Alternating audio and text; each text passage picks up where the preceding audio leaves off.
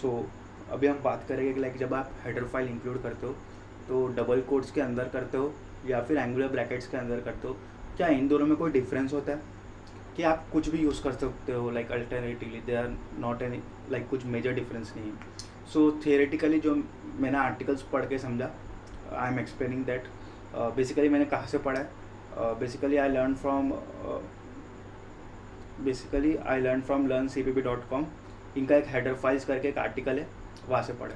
ठीक है, ठीक है। तो बेसिकली जब हम एंगुलर ब्रैकेट में कोई चीज़ को लिखते हैं तो वी आर सेइंग कि ये हेडर फाइल हमने नहीं लिखी है। इसका प्राइमरी मीनिंग ये होता है लाइक इसको ये जनरली इसके लिए होता है, but the way header files किधर ढूंढा जाएगा पहले उस पर डिपेंड करता है, राइट है। जनरली इसका मतलब है कि जब एंगुलर ब्रैकेट में इंक्लूड किया है तो हमने ये लिखी नहीं है।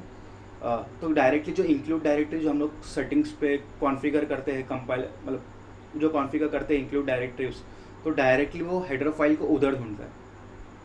ठीक है, जो आपने जो आपका सोर्स कोड रहेगा उसमें CPP फाइल रहेगी, उधर आप .h फाइल भी इंक्लूड कर सकते हो।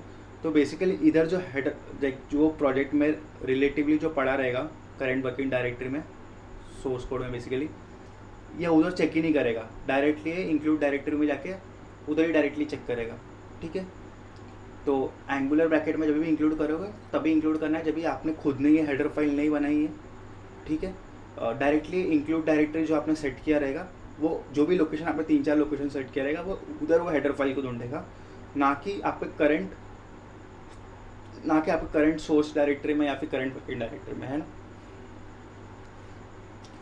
अभी अगर आपने डबल कोट में इंक्लूड किया तो क्या, जनरली ये तभी करते हैं जब हमने वो हेडर फाइल इंप्लीमेंट की हो, है ना।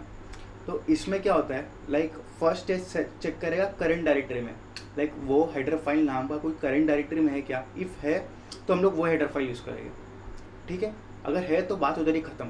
बट अगर वो करंट वर्किंग डायरेक्टरी में नहीं है वो नाम की हेडर फाइल, फिर वो जाके यूज़ देखेगा इंक्लूड डायरेक्टरी जो आपने सेट किए रहेगा लोकेशन, वो उधर वो हेडर फाइल को ढूंढेगा।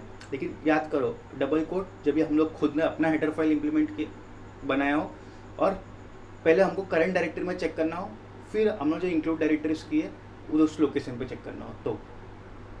ठीक है, जो रूल है मैं डिस्कस करता हूँ। Use double quotes to include header files that you have written और you are expected to be found in the current directory और are expected to be found in the current directory.